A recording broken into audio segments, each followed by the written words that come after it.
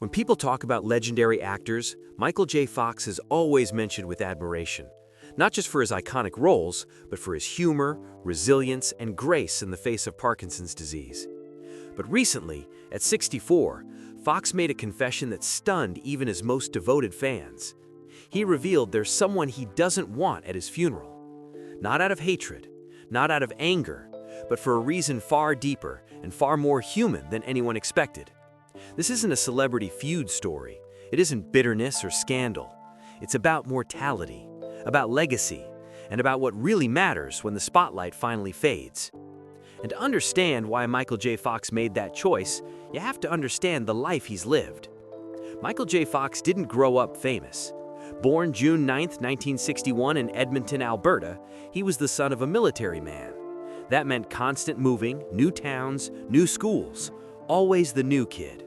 Maybe that's where his magic came from. When you're always the outsider, you learn how to connect fast. At just 15 years old, Fox dropped out of high school to chase acting.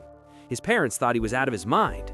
He moved to Los Angeles nearly broke, sleeping on a mattress on the floor, using a phone book as a pillow, living on instant noodles and hope. For years, it was rejection after rejection, until 1982. Family ties changed everything. Michael J. Fox became America's favorite son, charming, quick-witted, and effortlessly likable. But immortality came with Back to the Future. Ironically, he almost didn't get the role.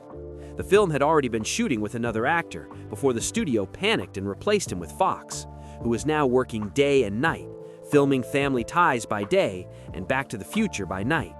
2 hours of sleep, sometimes less.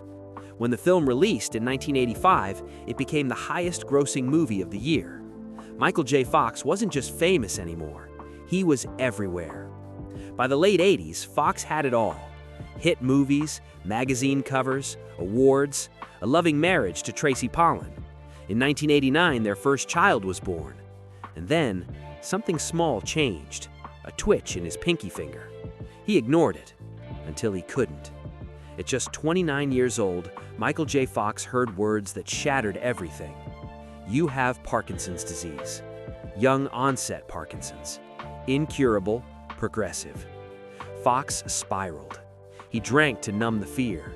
He hid the diagnosis for 7 years, adjusting his performances, hiding tremors, pretending to be okay while falling apart inside.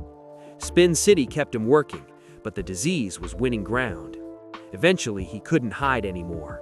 In 1998, Fox went public. Instead of turning away, the world rallied around him. He stepped back from acting and stepped forward into purpose. The Michael J. Fox Foundation became the most powerful Parkinson's research organization in the world, funding over $1.5 billion in research. Fox didn't just lend his name, he led the fight. After more than 30 decades living with Parkinson's, Fox began speaking openly about death. Not with fear, with practicality. He joked about his funeral, who he'd want there and who he wouldn't. Not because of grudges, but because he wants peace. Fox has joked that certain celebrities, like Johnny Depp or George Clooney, might unintentionally turn his funeral into a spectacle. Not out of ego, not out of disrespect, but because Fox doesn't want cameras.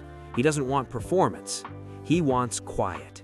He wants family, real friends, the people who loved Michael, not the myth. Michael J. Fox doesn't fear death. After everything he's endured, he sees it as the end of a long, courageous journey. He hopes for a simple goodbye. No drama, no spotlight. Just peace. And maybe that's the most powerful thing he's ever taught us. Not how to travel through time, but how to face the end with dignity, humor, and grace.